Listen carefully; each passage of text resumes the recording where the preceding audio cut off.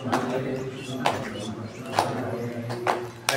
राम राम राम हरे हरे, हरे कृष्ण कृष्ण कृष्ण हरे हरे, हरे राम राम राम हरे हरे, हरे कृष्ण कृष्ण कृष्ण हरे हरे, हरे राम राम राम हरे हरे, हरे कृष्ण कृष्ण कृष्ण हरे हरे, हरे राम राम राम हरे हरे, हरे कृष्ण कृष्ण कृष्ण हरे हरे, श्री हरिदेव पंढरीनाथ भगवान की जय, माऊली ज्ञानेश्वर महाराज की जय, जगद्गुरु तुकाराम महाराज की जय, सब संतन की जय, नमाधि शंकरानंद कृपाणां जन्मने सर्वव्यास महामोह प्राणवासैकमने, नारदेव पंढरीनाथ भगवान की जय, माऊली ज्ञानेश्वर महाराज की जय, जगद्गुरु तुकाराम महाराज की जय, सब संतन की जय. सांगा काय श्लोक सांगता? 22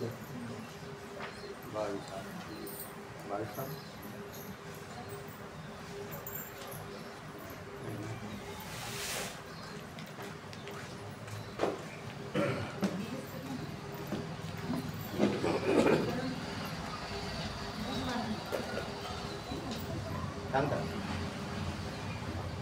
पाठ केला लोक पाठ केला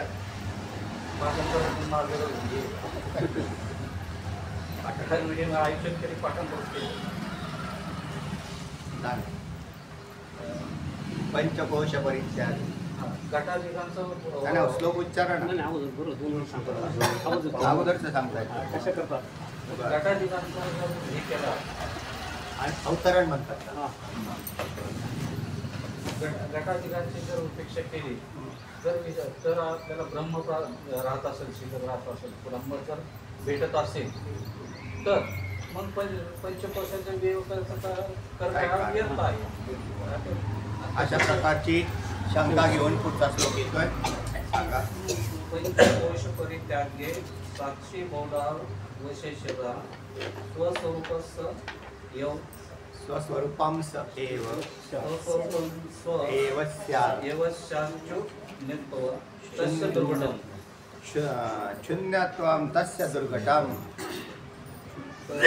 पंचकोश परित्यागे पाचही कोशांचा परित्याग केला असता म्हणजे विवेक बुद्धीने त्याचा अनात्माविषयी निश्चय केला असता.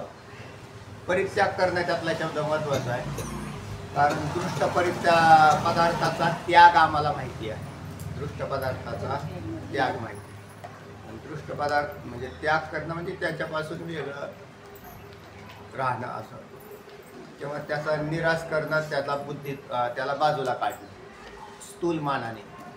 पण ज्या वेळेला इथं पंचकोश नावाचा प्रकार येतो हा आधी पंचकोश आपल्या 3 शरीराच्या अंतर्गत आणि अगदीच जवळ असल्याने त्याचा परित्याग कसा करायचा हा प्रश्न आहेच आहे. पण याचा विषय पाठीमागे सुद्धा गेलेला येऊन गेला की त्याचा निराश बुद्धीमध्ये करायचा आहे. बुद्धी त्या पदार्थांचा निराश. मग आता हे दृष्ट जरी दिसत नसतील तर नाहीत का तर आहेत. हे 5 कोश जे आपल्यामध्येच सामावलेले आहेत त्या 5ही कोशांना बाजूला काढणं आणि ते कशाच्याद्वारे काढणं बुद्धीच्याद्वारे काढणे याला काय म्हटलेलं आहे निराश. म्हणून त्याचा निराश करायचा. नाहीतर निराश करायचा म्हणजे काय करायचं नक्की तर बुद्धीच्या द्वारे अन्नमय कोश मी नाही, प्राणमय कोश मी नाही, विज्ञानमय मनमय कोश मी नाही, विज्ञानमय कोश मी नाही, आनंदमय कोश मी नाही. तर याचा स्वतःच्या अनुभवाशी ताडून निराश करायचा. तोंडाने म्हणायचं नाही. नाही तर आपल्या तोंडाने म्हणताल तुम्ही तर तोंडाने म्हणताल तर ते तुमच्या वाणीचा विषय झाला आणि वाणीने तुम्ही लोकांना सांगताल किंवा वाचताल. हे काय पारायण करायचं नाही. मग याचा निराश करायचा तर स्वानुभवाशी मना आतमध्येच अंतर्वृत्ती जागृत करून अन्नमयी कोश मी कसा नाही हे आपले आपणच जाणायचं, आणि त्याचा निराश करायचा. आणि मग खाली शेष कोण राहतं म्हणतात तर आत्मा राहतो. म्हणजे साक्षीरूप बोध अवशिष्ट राहतो. म्हणजे साक्षीरूप म्हणजे चैतन्य स्वरूप आत्मा मी आहे हा बोध हा त्या ठिकाणी शेष राहील. साक्षी बोधावशेष साक्षी बोध अविशिष्ट राहतो. त्यामुळे अवशिष्ट राहतो. त्यामुळे स यव स्वस्वरूपम स्यात्, तो स्वस्वरूप आहे, त्याचे शून्यत्व तर दुर्घट आहे. म्हणजे तो स्वस्वरूप आहे. आता बोध जो बोध शिल्लक राहिला तो कसा आहे? स्वरूप आहे, तुमचं स्वरूप आहे. जो खाली शिल्लक राहिला तो आत्मा आहे. जो खाली शिल्लक राहिला तेच ब्रह्म आहे, त्याला साक्षी म्हणतात. आणि नाही का तर आहेच, म्हणजेच त्याचं शून्यत्व दुर्घट आहे. म्हणजे काय आहे तर त्याला शून्य म्हणता येत नाही. दुर्घटम का आहे तर शून्य नाही, तर आहे, वास्तविक आहे. नसलेल्या पदार्थाला नाही म्हणणं सोपं आहे, काय अडचण आहे, नाही तिथे तो. पण जो पदार्थ अस्तित्वात आहे त्याचं शून्यत्व दुर्घट आहे, कारण तो आहेच. आणि तो कोण आहे तर तुम्हीच आहात. म्हणून तुम्ही स्वतः शून्य नाही, मी स्वतः शून्य नाही, तर मी स्वतः, तर तुम्ही कोणीतरी आहात असं माना आधी. तुम्ही कोणीतरी आहात, त्या कोणीतरी आहात याचा निराश करत चला. तुम्ही स्वतःला कोण समजता? अज्ञानाने का व्हायना, तर मी माणूस आहे असं समजलं, अज्ञानाने काळा समजलं. ब्राह्मणोहम, मी कोण आहे? ब्राह्मण आहे. मनुष्योहम, मी कोण आहे? मनुष्य आहे. तर त्याच्यात तो मनुष्य नाही, कारण मनुष्य ही जाती शरीराची आहे, बरोबर आहे. पण तू शरीर आहेस का तर नाही. आणि त्या शरीराचाच एक भाग मनुष्याच्याही पलीकडे गेला तर ब्राह्मणत्व ही एकट्याची पोट जाती आहे. कारण त्याच्यामध्ये मग त्याच्यानंतर आधी मनुष्यत्व, मग पुढे ब्राह्मणत्व. तू ब्राह्मण नाही, तू मनुष्य नाही. मनुष्य नाही तर मग देह कशाचा आहे? मानवाचा दिसतो. तो 3 देहाने युक्त आहे. मानवाच्या देह म्हणण्यापेक्षा देहत्व जातीवर लक्ष ठेवा. आता तो देहत्व जाती तर पशुपक्ष्यांच्या ठिकाणी बी आहे आणि मानवाच्या बी ठिकाणी आहे. म्हणून व्यापक कोण आहे?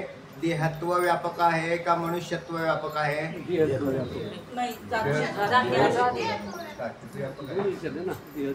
व्यापक कोण त्यातलं? मनुष्यत्व व्यापक आहे का देहत्व व्यापक आहे?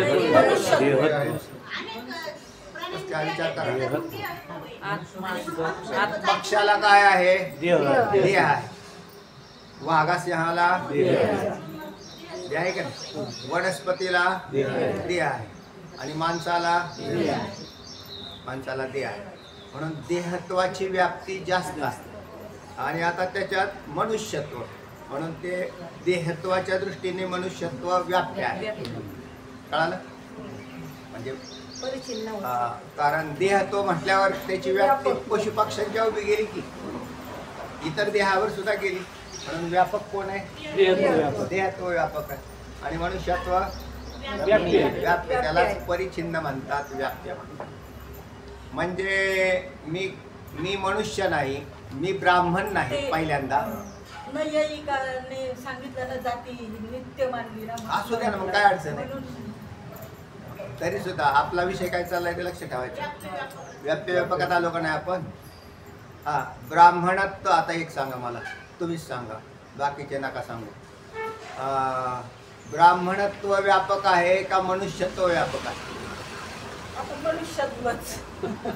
मी तुम्हाला कळा, लक्षात आलं ना? कारण ब्राह्मणत्व सगळ्या माणसांच्याकडे नाही, म्हणून ते व्याप्य. आता मनुष्यत्व मात्र सगळ्या माणसांकडे. आता मनुष्यत्वामध्ये सुद्धा देहाच्या दृष्टीने पाहिलं तर देहत्व व्यापक आहे आणि मनुष्यत्व व्याप्य झालं. आता देहाच्या दृष्टीने आतमध्ये शिरलो आपण तर त्या देहामध्ये सुद्धा 3 देह राहील है ना. या तिन्ही देहाचं अज्ञान हे कारण आहे. म्हणून अज्ञानत्व व्यापक आहे का देहत्व व्यापक? अज्ञानाने तर प्रपंच सुद्धा निर्माण केला. हा स्थूल भौतिक प्रपंच हे अज्ञान कार्यच आहे. नुसतं देहकारी अज्ञानाचं कार्य असं नाही. म्हणून व्यापक अज्ञान झालं आणि त्याच्यातलं 3 देह काय झाले? आता अज्ञान हे ब्रह्मस्वरूपाच्या ठिकाणी नाहीच. पण मग कोणच नाही का? साक्षी बोधावशेषतः खाली कोण शिल्लक राहिला? साक्षी शिल्लक राहतो. तर तेव्हा अशा प्रकाराने बुद्धीत निराश करत गेल्यावर आपल्याला कळतं की एक चैतन्य स्वरूप आत्मा हा शेष आहे, खाली राहणारा शिल्लक राहणारा असा आहे. आणि बाकी तद्भिन्न जे आहे तर त्याचा निराश करावा लागतो. कारण आपण देहात राहतो म्हणून निराश करण्याची वेळ आली. तुम्ही जर ब्रह्मस्वरूपाच्या ठिकाणी गेला असता तर तुम्हाला काही निराश करायची गरजच राहिली नसते. आपण देहात राहिल्यामुळे मग आपल्याला याचा निराश करून ब्रह्मतत्वापर्यंत पोहोचावं लागतं. बाह्य पदार्थ जसे घट वगैरे आहे हे त्यांचा निरस केल्यानंतर ब्रह्म हे शिल्लक राहते. ओके. त्याचप्रमाणे म्हणजे 2 प्रकाराने केलं, समेष्टी आणि वेष्टी. हे लक्षात आलं ना? त्याचप्रमाणे अंतर मध्ये जे काही पंचकोश आहेत त्या पंचकोशांचा निरस केला असतो. आता पंचकोश सुद्धा काय हे अनात्माच आहे कारण ते मायेपासून उत्पन्न झाले. पंचकोश कुठे आहेत? म्हणजे याला वेष्टी म्हणजे म्हणतात. आणि बाह्य जगत कुठं आहे? बाह्य. म्हणून त्याचं नाव समेष्टी केलं आपण. समेष्टी दृष्टीने निराश करायला सोपं झालं कारण हा आत्मा नाही हे कळायला फार सोपं आहे. पण ज्या वेळेला देहावर भावना येते त्यावेळेला प्रथम मत तर 4 वाकांचं येतं आणि 4 वाक मतात देहच आत्मा आहे असं म्हणतो तो. म्हणजे देह आत्मा आहे. जीव पूर्वमीमांसेला विचारलं तर तो म्हणतो जीव आत्मा आहे. 4 वाकांच्या दृष्टीने देह आत्मा आहे. पूर्वमीमांसाच्या दृष्टीने जीवात्मा म्हणजे जीव आत्मा आहे. योगाच्या दृष्टीने आत्मा आत्मा आहे. आणि तत्ववेत्याच्या दृष्टीने ब्रह्म परमतत्व आहे. म्हणजे प्रत्येकाची दृष्टी वेगवेगळी आहे.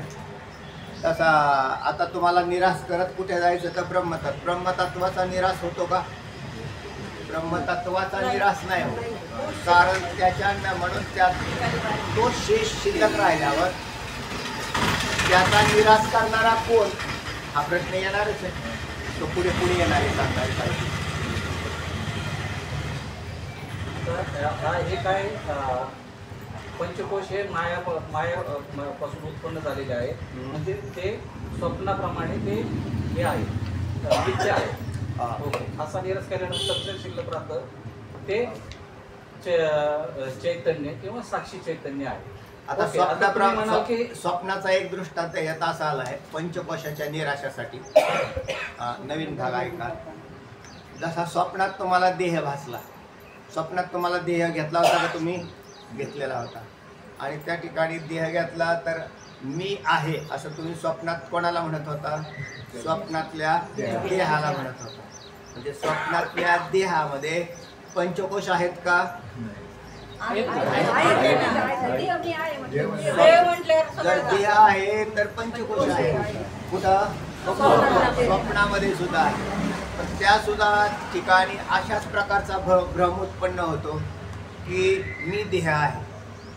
म्हणून जर स्वप्नामध्ये जर तुमच्या पाठीमागे एखादा चोर लागला तर तुम्ही पुढे पळता आणि तुमच्या पाठीमागे काय लागला? चोर लागलेला.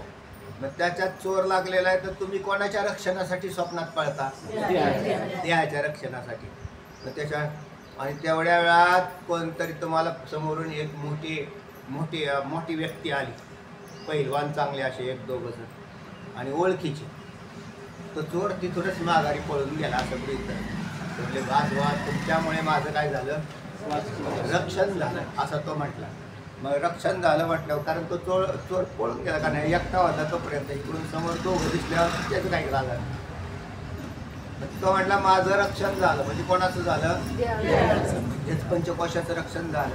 स्वप्नात हा पंचकोश घेऊन देह घेऊन बसला होता. याचा निराश कोणत्या अवस्थेने केला? जागृत अवस्थेत. जागृत अवस्थेत आल्या 3 देह नाही, म्हणजे स्वप्नातला एकही देह अस्तित्वात नाही आणि स्वप्नातला एकही पंचकोशही अस्तित्वात नाही, तर मी मात्र आहे आणि तो मी हा आत्मा आहे. म्हणून अवस्था बदलल्यानंतर जो शेष राहतो तो आत्माच आहे. जागृतीत स्वप्न अवस्था नाही, पण स्वप्न अवस्था ज्याच्या द्वारे प्रकाशित झाली तो साक्षी मात्र जागृतीत घेऊन आला, तो साक्षीच मी आहे. म्हणून स्वप्नाप्रमाणेच आत्म्याचं ज्ञान या ठिकाणी होतं. म्हणजे जसा स्वप्नातल्या देहांचा निराश केला, आता तुम्ही जागृतीतल्या देहाचा निराश जागृतीतच करायचा आहे, कारण याच्यानंतर 4थी अवस्था तुम्हाला नाही दिली, पुढची अवस्था नाही दिली. तर जीवात्म्याच्या या 3 अवस्था. कोणत्या 3 अवस्था? आता जागृती, सुषुप्ती, स्वप्न, परत जागृती, अशा 3 अवस्थेमध्ये हा जीव एकसारखा भ्रमण करतो. आता त्या अवस्था तिकडच्या गेल्या, म्हणजे ज्ञान भूमिका, त्याला ज्ञान भूमिका म्हणतात. आता जीवाच्या अवस्था 3च आणि तिकडच्या ज्ञान भूमिकेला मग शुभेच्छा, सुविचारणा, तणुमानसा, सत्वापत्ती, असंशक्ती, पदार्थाभावी ज्ञानी या ज्ञान भूमिका. तर त्या स्वप्नाप्रमाणे निराश करा असंही केलं तरी चालेल. नाथ भागवतामध्ये स्वप्न, जागृती आणि त्या सगळ्या अवस्था आहेत. नाहीत बरोबर आहे ना. जोपर्यंत तो आत्मस्वरूपाच्या ठिकाणी जात नाही तोपर्यंत या 14 अवस्था सांगितल्या, नुसत्या 7 नाही. किती सांगितल्या तुम्हाला? मागे 14वी सांगितल्या. जन्म ही बी अवस्था आहे, मृत्यू ही अवस्था आहे का नाही? जन्म, मृत्यू, स्वप्न, सुषुप्ती, जागृती, मूर्छा, समाधी, नंतर शुभेच्छा, सुविचारणा, तणुमानसा, सत्वापत्ती, असंशक्ती, पदार्थ. 14 अवस्था आहेत. 14 त्याच्यामध्ये समाधी, मूर्छा याही अवस्था आलेल्या आहेत. हा, पण त्याला 14 म्हणजे 14 अवस्थेमध्ये तो फिरला तरी त्याच्या वेगवेगळ्या. मुख्य आपल्यात या खालून बेसने तयार पाहिल्या तर जीवात्मा जागृती, स्वप्न आणि सुषुप्तीमध्ये फिरतो आणि मग जागृतीमध्ये कदाचित एखाद्याला मूर्छा येऊन पडला तरी ती एक अवस्था म्हणावी लागेल तुम्हाला. मूर्छाप्रमाणेच, पण मूर्छा ही काय? बुद्धी भ्रंश आहे तिथला. पण समाधी ही एक अवस्था आहे, ती अवस्था आहे. तेव्हा आणि जन्म, मृत्यू या अवस्था सांगितल्या तुम्हाला. जन्म ही एक आहे अवस्था आहे, मृत्यू ही अवस्था आहे. झाल्या या 7 आणि त्या 7 14.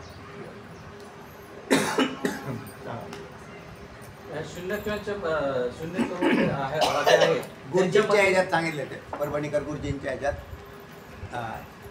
चिंतनामध्ये टाळलेला आहे. 14 अवस्था त्यांच्या मते काय की व्यष्टी आणि समष्टीचं जर निरसन करत गेलं तर शून्य शिल्लक राहतो. पण शून्य एक राहतं, त्याचं ज्ञान करून देणार कोण आहे? तर साक्षी ज्ञान. तर शून्याचंही ज्ञान करून देणारा, कारण शून्य कोणाच्या सत्तेने सिद्ध झाला? तर कोणाच्या सत्तेने? तर चैतन्याच्या, म्हणजे साक्षीच्या सत्तेने सिद्ध होतो. आता हे शून्य तो दुर्घट कसे आहे, म्हणजे असंभव कसे आहे, त्याच्याबद्दल पुढचा श्लोक सांगतो. हा, सांगावं पुढचा श्लोक. चिरळेत आहे, केला खातो केला नाही शोभेत आहे. अस्ति तावत् स्वयं नाम विवादाक्षेत्वतः स्वस्मिन्नपि विवादं चेत् प्रतिवाद्यत्र को भवेत्. म्हणजे स्वतःविषयी कधीच वाद नाही, कारण स्वतः तर सिद्ध आहे. एका ठिकाणी असं म्हटलं तुकोबरायांनी की आपुलाची वाद आपणाशी, असं एक प्रमाणे नाही. तुकोबरायांचं एक प्रमाणे आपुलाची वाद आपणाशी. कशामध्ये कोणता अभंग आहे? वृक्षवल्ली वनचरे, त्याच्यामध्येच म्हटलं आपुलाची वाद आपणाशी. तर आपुलाची वाद आपणाशी म्हणजे आपलं चिंतन आपण त्या ठिकाणी जे करतो तर त्या चिंतनात आपल्याला निर्णय कोण देतात तर आपणच देतो. आपले निर्णय शेवटी तुमचे निर्णय कोण देतात? तुम्हीच काढत असता. म्हणजे एखादा निर्णय तुम्ही नाही म्हणून स्वीकारला, त्याला आहे म्हणून स्वीकारणारा तरी कोण आहे? तुम्हीच असता. आता तो नाही हा ब्रह्माने स्वीकारलेला असतो आणि ज्या वेळेला त्याचं ज्ञान होतं त्यावेळेला आपणच. आणि दुसरा भाग आहे माझा मला शोध घ्यायचा, त्यावेळेला वाद कोणाशी आहे? आपल्याशीच असतो. म्हणजे मी माझं संशोधन करतो त्यावेळेला वाद आपल्याबरोबरच असतो. नाहीचा त्याग आणि आहेचा स्वीकार हा वादाचा मुख्य विषय आहे.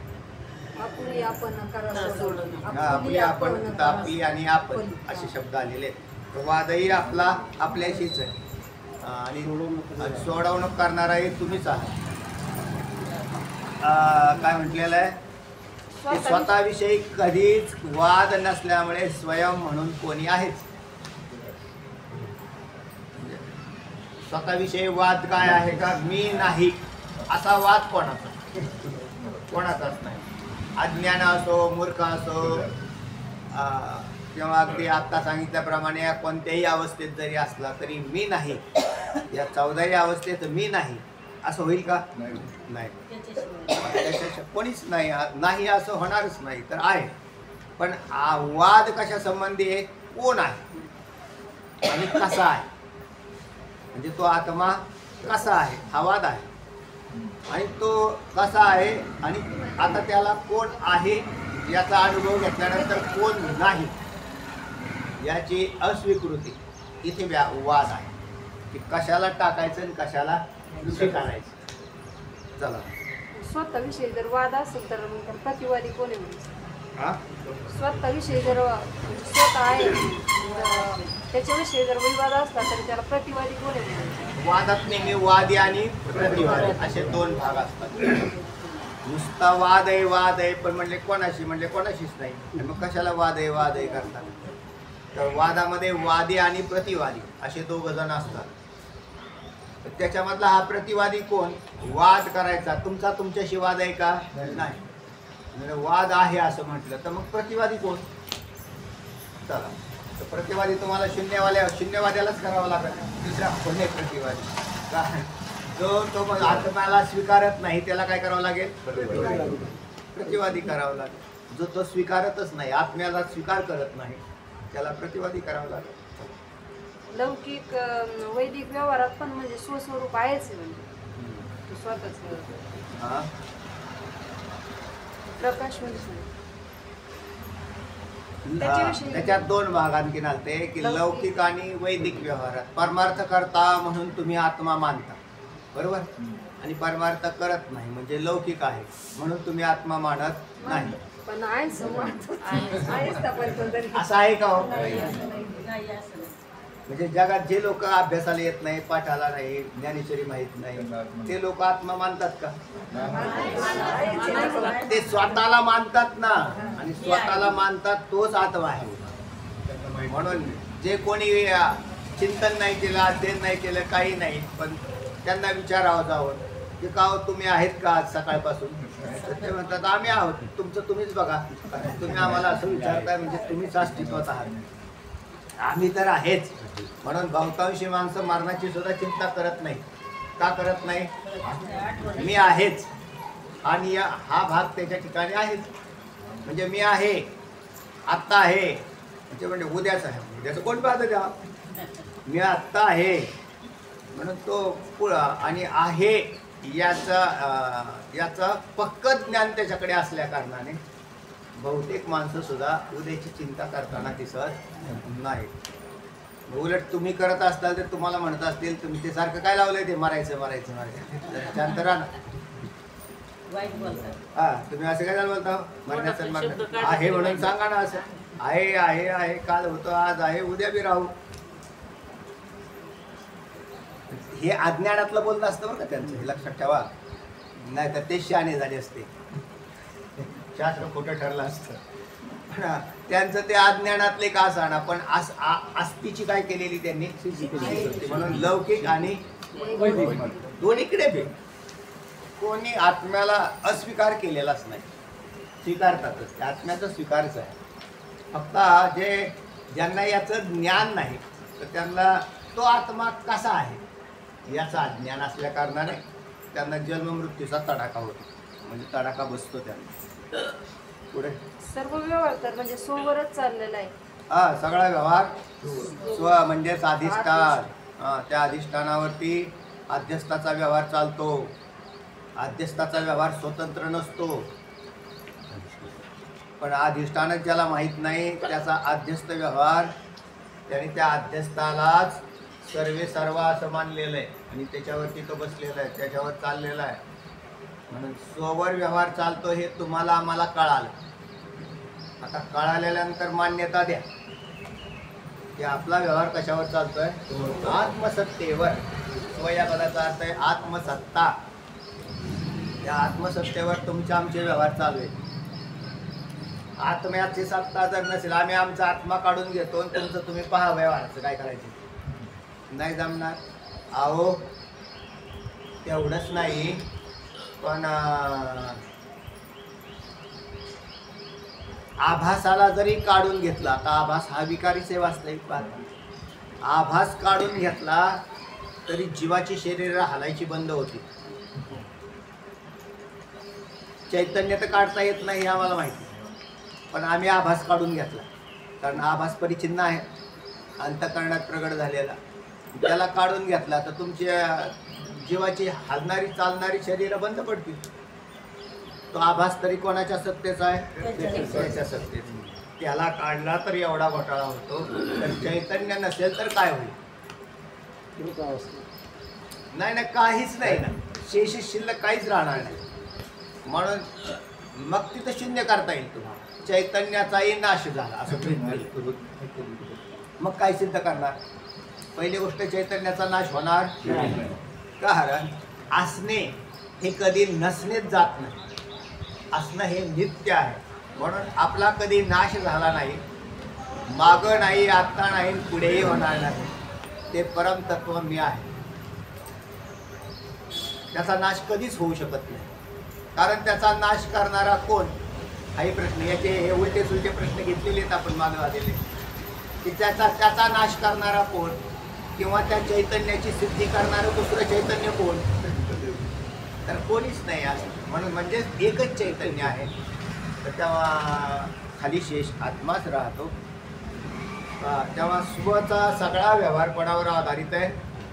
व्यवहार म्हटलं बरं का तिथं, म्हणजे स्ववर अध्यस्थ पदार्थाचा व्यवहार स्ववर आधारित आणि स्वनित्य आहे, अधिष्ठान नित्य आहे. मग अनादिकालापासून म्हणजे एकसारखा जीवनार्थ म्हणजे प्राणी कला चाललाय, तो चाललाच नसता. प्राणी कला जीवनार्थ चालतो म्हणजे कशासाठी चालतो? जगण्यासाठी. बस, बाकी काही नाही. आता जगात बी जेवढा काही व्यवहार चाललेला आहे तो जगण्यासाठी चाललेला आहे.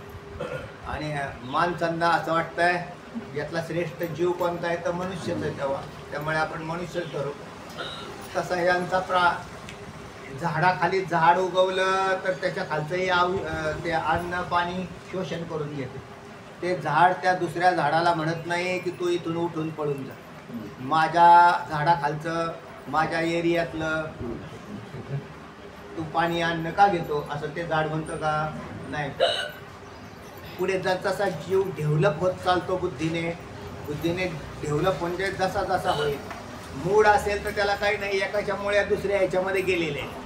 ज्याच्या वाट्याला ज्याला जेवढं पाणी मिळतंय त्याचं ते पाणी घेत आहे. ते काही एक गवत नाही, तिथे वेगवेगळी गवत आहेत. पण ते ज्या मुळ्यांना जे मिळेल ते घेऊन ते निवांत राहतात त्याच्या लेवलला.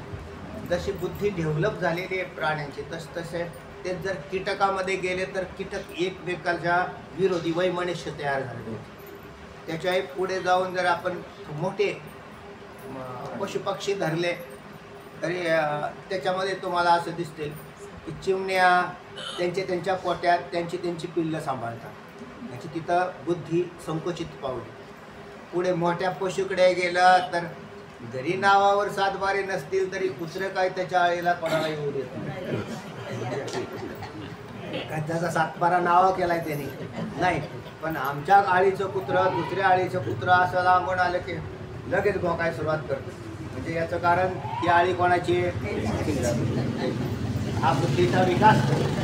आता त्याच्याही पेक्षा सर्वात मोठा विकास कोणाचा झाला? माणसाचा. तो तर अजिबातच त्याच्या जागेत कोणाला येऊ द्या. म्हणजे कुत्र्यापेक्षाही खराब कोण झाला? माणसाचा. इतकी संकोचित म्हणून संकोचोनी काय झाला ते लहान हे आपोषण ब्रह्मांडाचे. तर इतकाच बुद्धीचा संकोच कशावर झालेला आहे? चैतन्यावर आधारित. सगळा व्यवहार आता त्याच्यातही जीवन म्हणजे जेव्हापासून जन्मला तेव्हापासून मरेपर्यंत आणि असे कोटी जन्म मागून आलेले सगळा चरितार्थ कशावर चाललाय?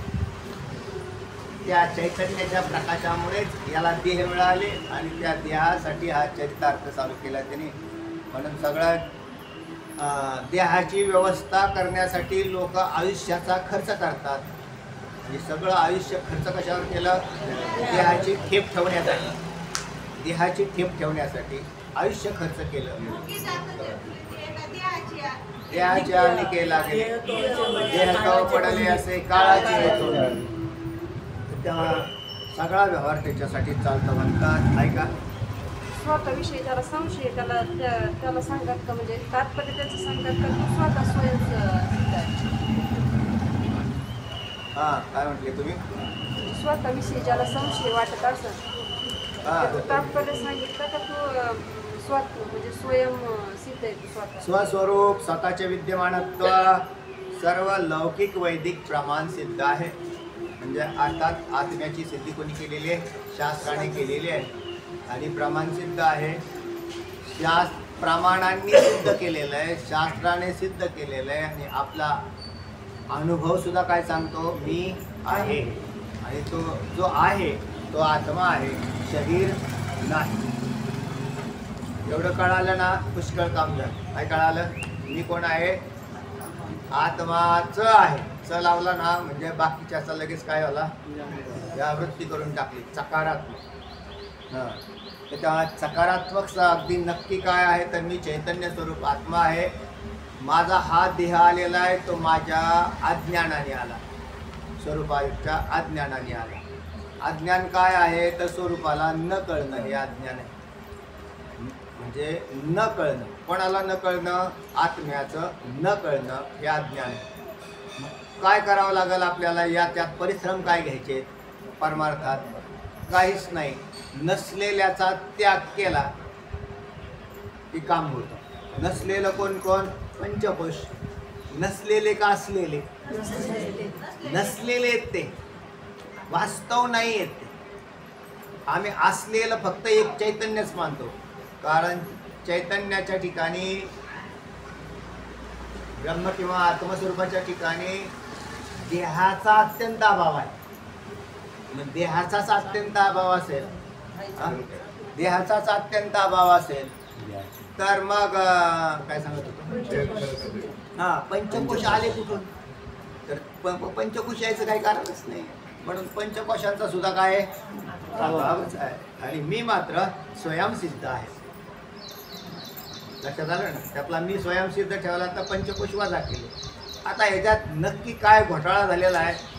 अज्ञानाने मी देह आहे असं मानलं आणि म्हणून मी देह आहे, मी देह म्हणता ब्रह्महत्या पोटी येऊन या पाठी थापटले. म्हणजे शाबासकी देतात. पाठी थापटते म्हणजे शाबासकी देतात. वा वा वा वा वा किती छान. तू काय म्हणतो? स्वतःला देह आहे. काय म्हणतो? म्हणून पाटण थापटली. ब्रह्म आहे म्हणून पाटण कशाला थापटल? कोण? जीवाचा तोच व्यवहार चाललाय. मी देह आहे, मी देह आहे. मग देह आहे तर मग तू देह झाला की कर्म तुझा तू कर आणि शरीर तुझे तू भोग. तुझा तू कवर बी चालूच राहू दे. तुला पिढ्याने पिढ्या युगाने युग जन्म घेत राहा आणि मरत राहा. जोपर्यंत तुला हे ज्ञान उत्पन्न होणार नाही तोपर्यंत जन्माला ये आणि मर. परत जन्म घे, काही अडचण नाही.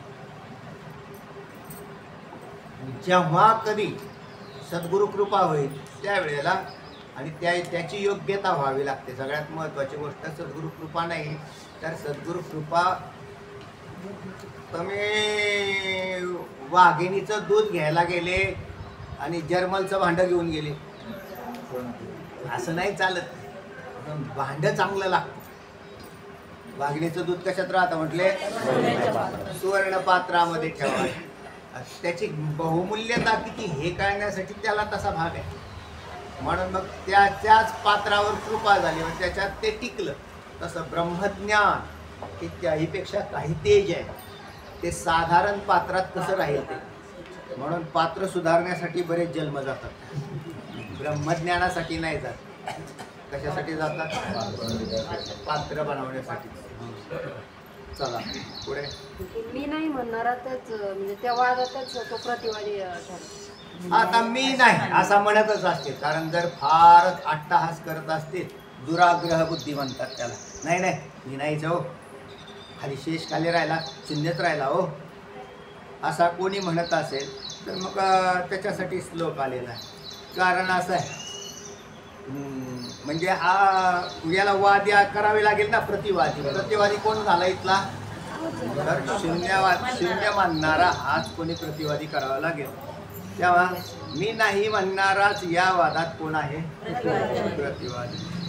हरी स्वासत्वं तुणक्कस्मै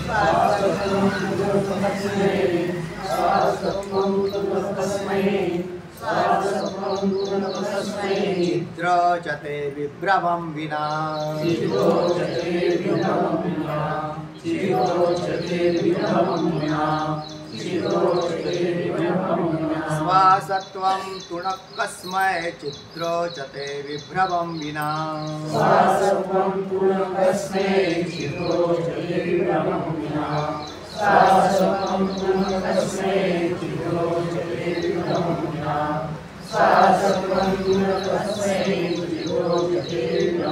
अतएव श्रुतिर्वादम्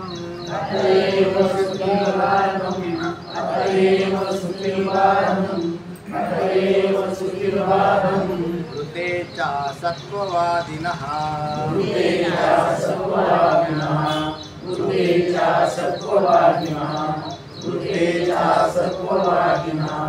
अतएव श्रुतिर्वादं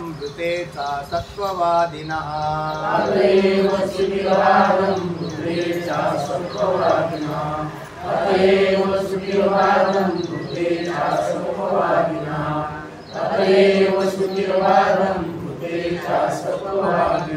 स्वासत्वं तुणक्कस्मै चित्रो चते विभ्रमं विना अतएव श्रुतिर्वादं ऋते च सत्त्ववादिनः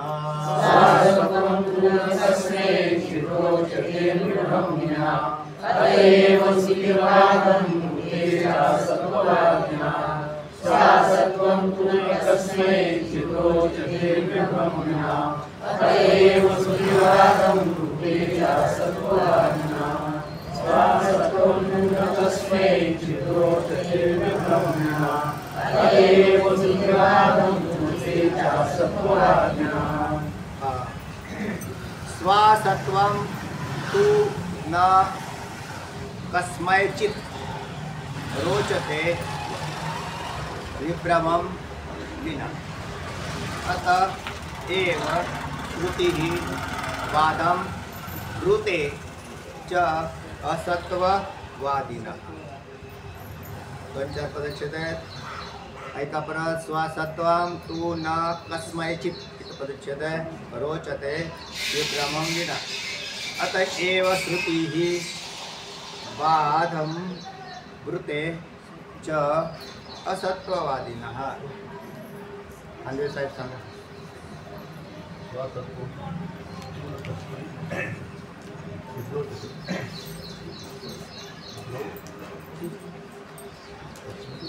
लक्ष नाही दिलं. सांगू का परत एकदा. स्वासत्वं तु न कस्मैचित् रोचते विभ्रमं विना अतएव श्रुतिः वादं ऋते च असत्त्ववादिनः.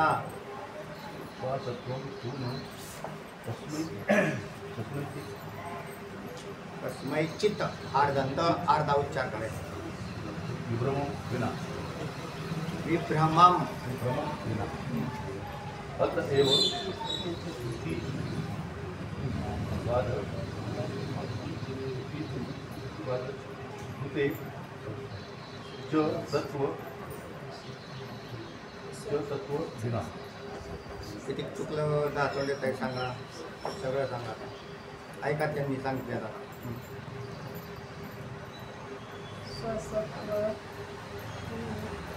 स्वसत्वपूर्ण रोचते. तुम्ही चुकीचं सांगताय, सांगा काय पडतंय. रोचते. हा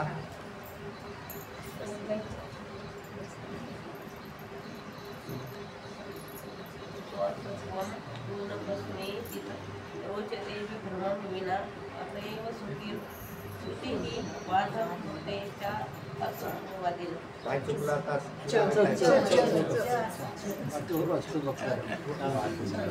वेगळा काढलेला नाही. असत्ववादिना. ऐका. विभ्रमं विना स्वासत्वं तू कस्मैचित् न रोचते. अन्वयार्थामध्ये सांगतात विभ्रमं विना भ्रमा शिवाय, भ्रमा वाच. स्वासत्वम म्हणजे स्वतःचं, स्वासत्वम स्वतःचं म्हणजे सत्व नसणं. तू कस्मैचित न रोचते रुचत नाही. भ्रमा वाचून स्वतःचं नास्तित्व म्हणजे भ्रम जर नसेल तर नास्तित्व, भ्रम असेल तरच नास्तित्व येईल, भ्रम नसेल तर नास्तित्व येणार नाही असं म्हणायचं. स्वसत्वम म्हणजे स्वतःचं अस्तित्व, न स्वसत्वम स्वतःचं नास्तित्व म्हणजे स्वतःचं नसणं म्हणजे नास्तित्व, आणि स्वतःचं असणं म्हणजे अस्तित्व.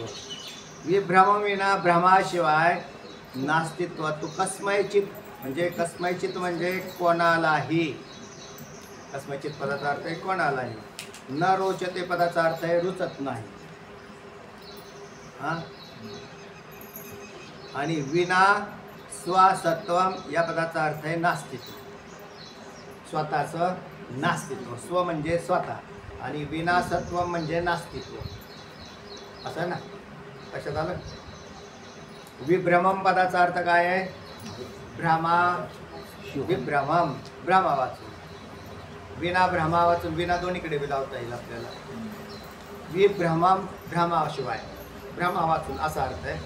आणि विना स्वसत्वम, विना सत्व म्हणजे स्व म्हणजे स्वतःचे, आणि विना सत्वम म्हणजे नास्तित्व. सत्वम विना म्हणजे नास्तित्व. हां, तू या पदाचा अर्थ परंतु असा शब्द आहे. तू पदाचा अर्थ आहे परंतु. परंतु भ्रमा वाचून, त्यांनी तिथं लावलेलं नाही, लिहिलेलं नाही आधी. परंतु भ्रमा वाचून स्वतःचे नास्तित्व कस्मैचित न रोचते. कस्मैचित म्हणजे कोणालाही रुचत नाही. कोणाला जर समजा भ्रम झालाच नाही तर नास्तित्वाचा स्वीकार होणारच नाही. हा भ्रम असेल तर मग मात्र रुच्यते, मग तिथं मात्र रोचते. म्हणजे भ्रमातच, भ्रमा वाचून न रोचते. म्हणजे भ्रम जर झाला नाही, भ्रम नसेल तर तो स्वतःचं अस्तित्व स्वीकार, म्हणजेच मुक्त महात्मे धरावो आहे ना. त्याला भ्रम आहे का नाही. मग भ्रम नाही तर ते स्वतःचं अस्तित्व मानतात. स्वतःचं म्हणजे आत्म्याचं, स्वपदाचा अर्थ आहे आत्मा. आता भ्रम आला की स्वची जागा बदलली. भ्रमाने काय केली, स्वची जागा बदलली. स्व नाही बदलला, स्वची जागा बदलली. म्हणजे तो देहावर येऊन बसला. मी आलो तर मी आलो म्हणण्यात देह आहे ना. मग तो देह आला म्हणजे भ्रम आला की देह आला, आणि त्यातला मी हा देहाच्या आकाराचा लागला. मी नित्यमुक्त आहे, तोच मी अधिष्ठानाकडे गेला. मीची जागा बदलली, तोच आत्मा झाला. मी कोण आहे, सच्चिदानंद ब्रह्म आहे.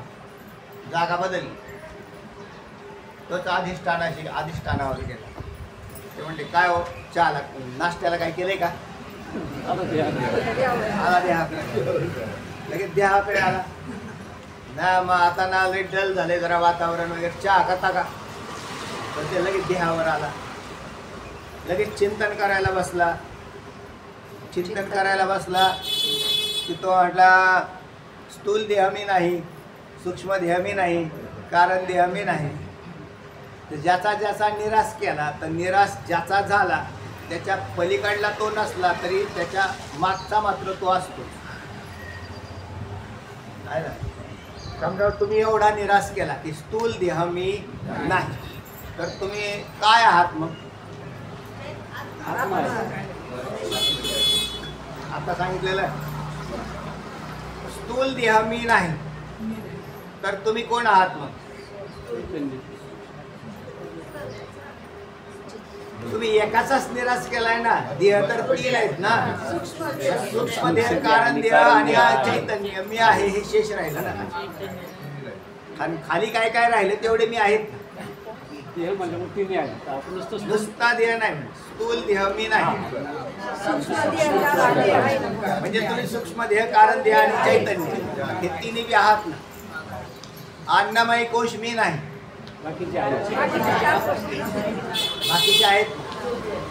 पण तुम्ही फक्त तो अन्नमय कोशाचा त्याग केला, बाकीचे ठेवलेले.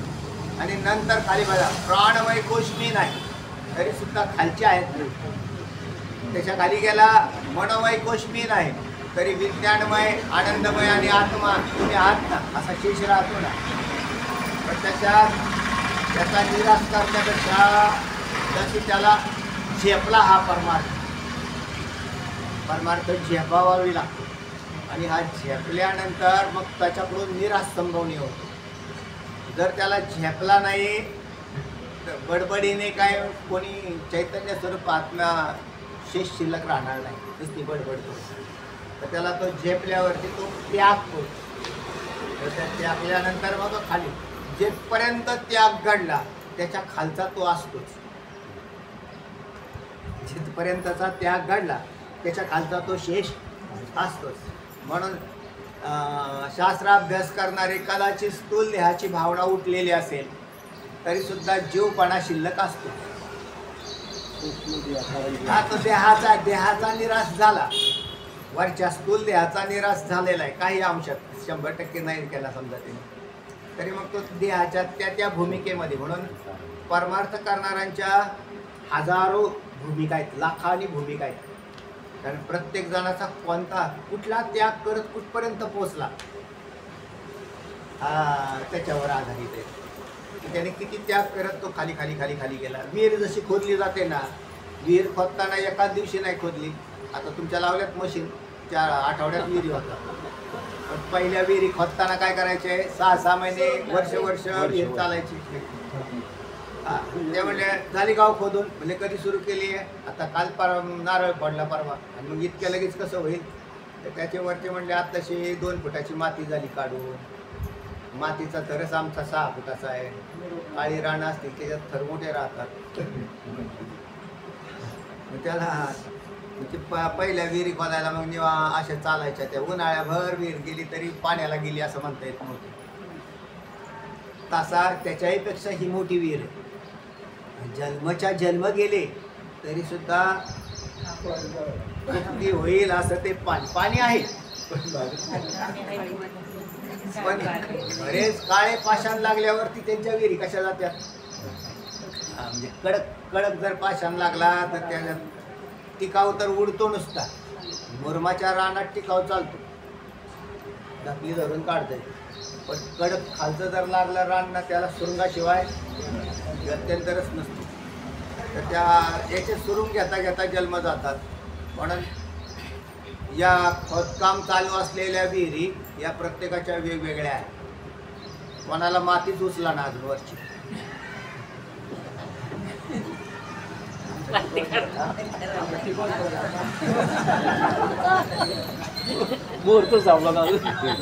आता कधी त्याचं पुढचा विषय.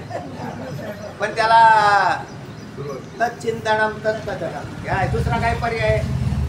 एखाद्याने विहीर बघायला घेतला आमच्याकडं, ते बाळूमामा होते, त्यांनी ते विहीर खोदायला घेतली तर ती एकटेच घरातल्या घरात काम चालू होते.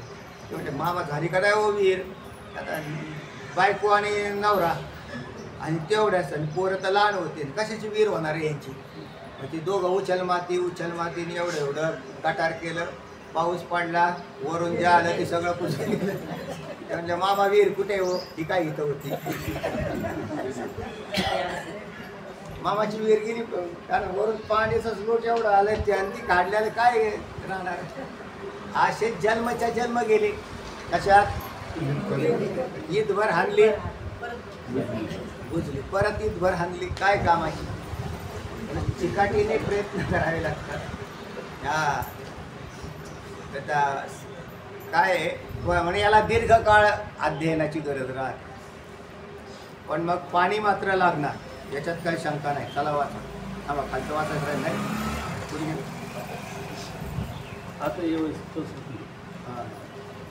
आता ये वच श्रुती असत्ववादिना हा बादमृते. आता हा तेव्हा एवढ्याच करता श्रुती ही म्हणजे श्रुती असत्ववादिना हा म्हणजे शून्यवाद्याचा, बादमृते म्हणजे बाद सांगते. कोण? श्रुती सांगते. का सांगते? तर नास्तित्व कोणालाही रुचत नाही. भ्रम जर असला तरच नास्तित्व रुचतं. भ्रम नसेल तर कोणीही आत्म्याचा स्वीकार हा करतो. सामान्य देव मानणारे किती लोक आहेत? भरपूर लोक. याचाच अर्थ ते देव आहे मानतात.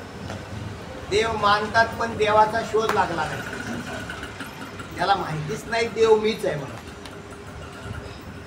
तो बाहेर देव मानतो. बाहेर देव मानण्यासाठी शास्त्राने का दिला? तर त्याला स्वतःचा खरा देव तुम्ही आहात. जड देवाची काय पूजा करता? निर्जेवा दगडाची काय करशी सेवा? तो तुझा निदैवा देईल काही. माऊली ज्ञानोबराय म्हणतात तो, म्हणजे माऊली ज्ञानोबराय नास्तिक आहेत का? निर्जीवा दगडाची काय करशी? दगड कोणाला म्हटलं? तुम्ही ज्याला मूर्ती समजता त्याचंच नाव दगड आहे ना, का दुसरंही वेगळं काय? आणि पूजा जरी केली दगडाची तर दगडालाच पूजलं, त्यालाच वस्त्र घातले, त्याचंच काय सगळं केलं, तर तुमच्या बरोबर दगड बोलतो का? नाही. याचा अर्थ दगड देव नाही, दगडात देव आहे. पण तो दगडामध्ये दडलेला कसा आहे? तर तो चेतन स्वरूप आहे. तर चेतन जीव आहे का? नाही, तर जीव नाही. मग तो कसा आहे याचा शोध घ्यायला लावला. आणि मग शोध घेताना असं कळालं की दगडाचं सोडून द्यावं, खरा तर तुम्हीच देव आहात. तुम्ही कोण आहेत? तुम्हीच देव आहात.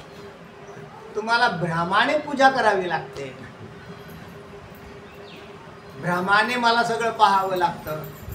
ज्या वेळेला म्हणजे भ्रमाची अशी परिस्थिती पहा, जोपर्यंत तो भ्रम ज्या दिवशी गेला त्याला आनंदावाप्ती म्हणतात. आणि भ्रम आनंदावाप्तीची अवस्था कायम टिकत नाही म्हणते. त्याच्यानंतर त्याची एक सहज अवस्था निर्माण होते.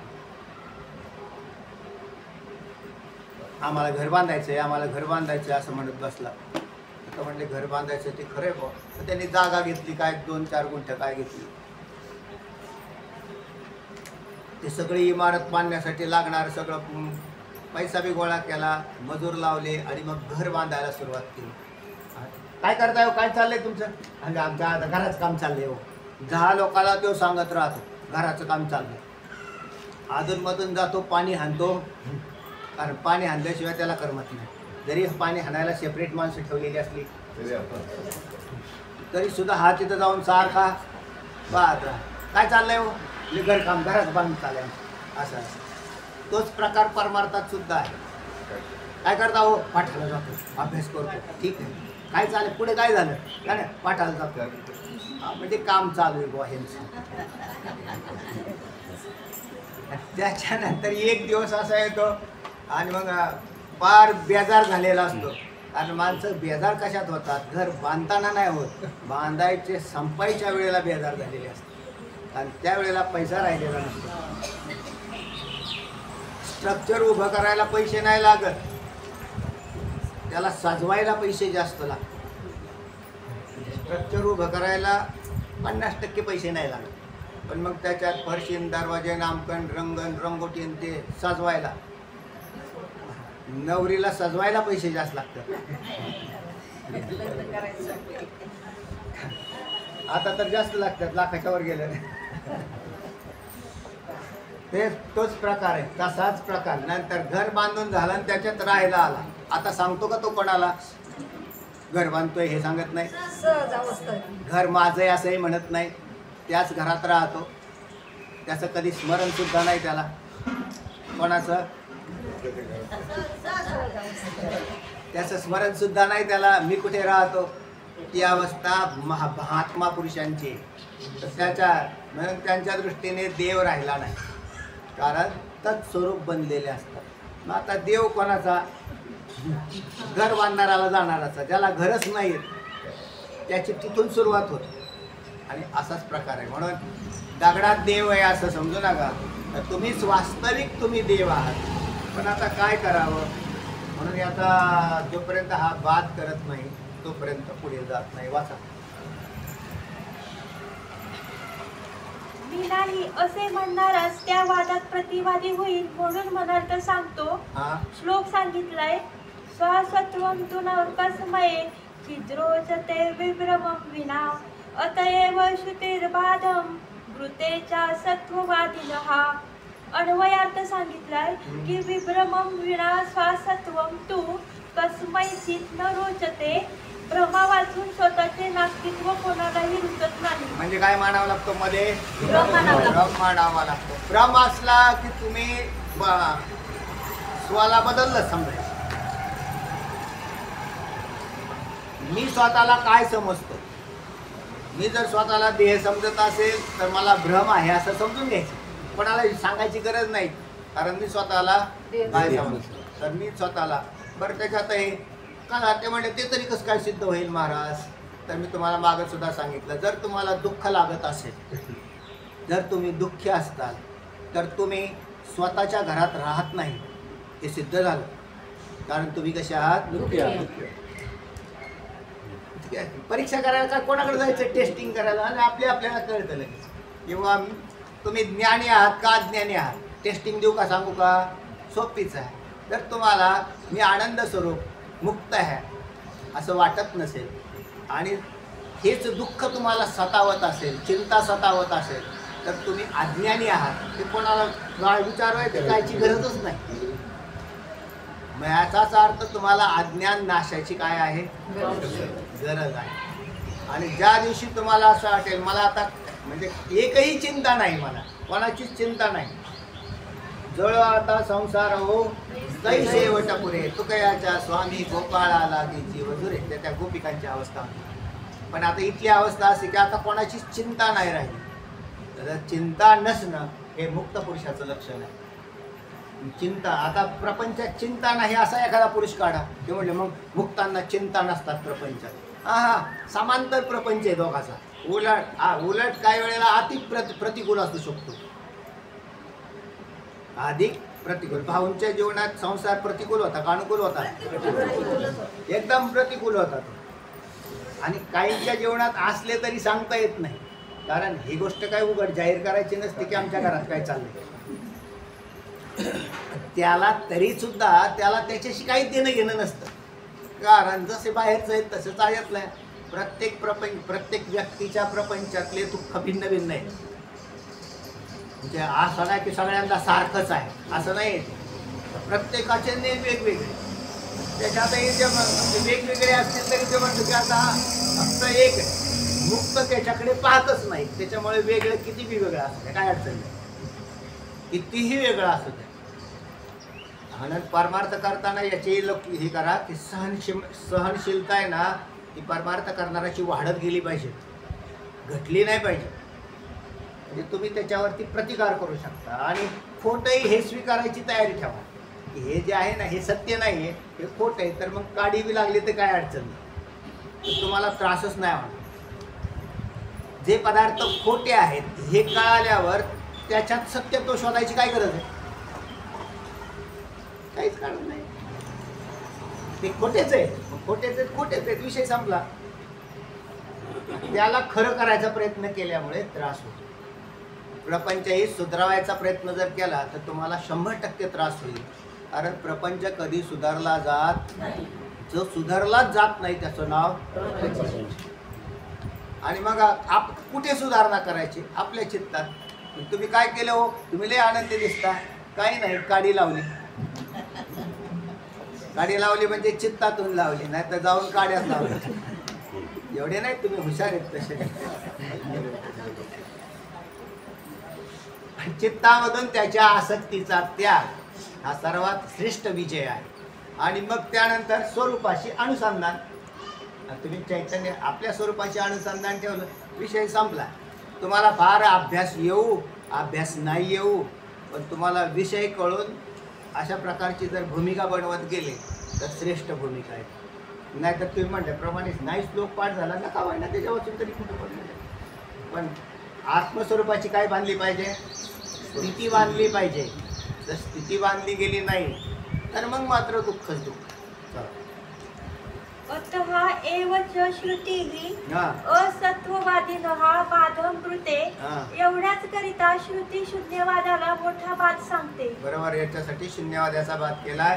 कारण शून्याचा बाद का केला? प्रतिवादी ठरवला नास्तिक आहे म्हणून. बाकी काय तर शून्यवादी कोण आहे? नास्तिक आहे. नास्तिक म्हणजे नास्तिक आहे. आम्हाला कोणी असेल त्या सगळ्यांना आम्ही शून्यवादी म्हणतो. हे नास्तिक मध्ये गेले. का बरे गेले? आत्म्याला मानत नाही. हा भ्रम आहे. आत्म्याला मानत नाही. जो ज्याला मान्यता द्यायला पाहिजे त्याला मान्यता देत नाही. आणि ज्याचं काहीच अस्तित्व नाही त्याला धरून बसले. ज्याचं काहीच अस्तित्व नाही. चला, प्रकाश सांगितलंय की भ्रमावस्थेत प्राणी विवेकहीन झालेला असतो. बरोबर. काय गेला? विवेक गेला. त्यामुळे त्याला खऱ्या खोट्या विषयी निश्चय करता येत नाही. निश्चय का करता येत नाही? भ्रम असतो म्हणून. भ्रम का असतो? विवेकहीन असतो म्हणून. एकमेकाला सांगत. चला, शिवाय भ्रमामुळे त्याला भलभलतेच प्रकार दिसत असतात. भलभलतेच प्रकार दिसत. आणि भ्रमात आहेच तसं. स्वप्न पडल्यावर ते काय म्हणतं, व एवढंच दाखवून बंद करू ना, पुढे चालूच आहे ते, पुढे चालूच आहे ते. तसं भ्रमाची संगती चालूच आहे. जन्मल्यापासून चालूच आहे मरेपर्यंत. दररोज नवीन भ्रम. कितीतरी भ्रम होतात. दररोज चालू येते. प्रपंच हाच भ्रमाचा आहे, भ्रामक आहे. म्हणून असल्या भ्रमिष्ठा वाचून अन्य कोणालाही स्वतःची अविद्यमानता आवडत नाही. बरोबर आहे. भ्रमिष्ठ असेल तर विद्यमानता आवडते.